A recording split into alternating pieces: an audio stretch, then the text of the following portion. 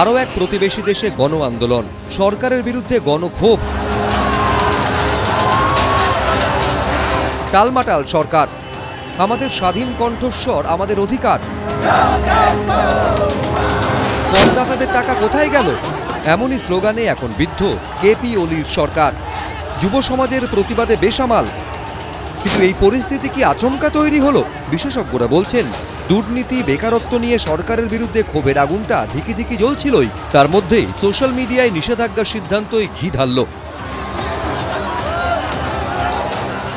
Main thing is unemployment. এই যে gen জেডের যে ইরাপশনটা, এদের কোনো কাজ নেই, কোনো কপ নেই, খালি করাপশন দেখে এরা ফেড আপ। ইউটিউবে কিংবা এইসব জায়গায় আমরা আর্টিকেল লিখলে পরে সেটা যদি একটুখানি ভাইরাল হয়, তাহলে পরে আমরা কয়েকটা টাকা তাতে রোজগার করি। এটাও ওদের বন্ধ হয়ে গেছে, and that triggered the whole thing.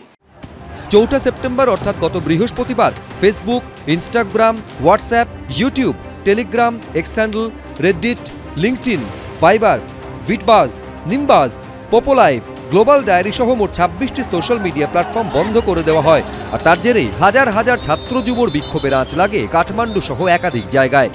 তবে অনেকেই বলছেন, প্রধানমন্ত্রী কেপি শর্মা ওলির নেতৃত্বাধীন সরকারের বিরুদ্ধে আগে থেকেই পুঞ্জীভূত হওয়া ক্ষোভেরই বহিঃপ্রকাশ ঘটেছে সোমবার। अभी सरकार ने क्या किया कि सोशल मीडिया तो सब सोशल मीडिया को बैन कर दिया। हमें कुछ राजनीतिक दल में है जो देश में बढ़ रही जो भ्रष्टाचार, बेरोजगारी चरम अवस्था में है, उसके लिए हम यहाँ आए। हम किसी भी दल से बिलोंग नहीं करते। We actually want a non-corrupted government to form in Nepal. একদা নেপালে রাজতন্ত্র ছিল। 2001 থেকে 2008 সাল পর্যন্ত নেপালে রাজা ছিলেন জ্ঞানেন্দ্র বিক্রম। শেষ অবধি প্রচণ্ড নেতৃত্বে মাওবাদী আন্দোলনের জেরে সিংহাসনচ্যুত হয়ে বিদেশে পালিয়ে যান তিনি।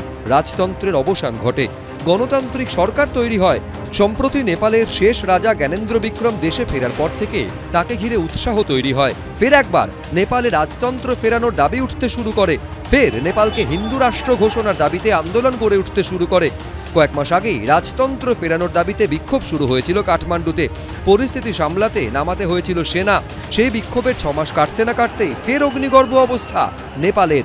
অরিত্রিক ভট্টাচার্য, এবিপি আনন্দ।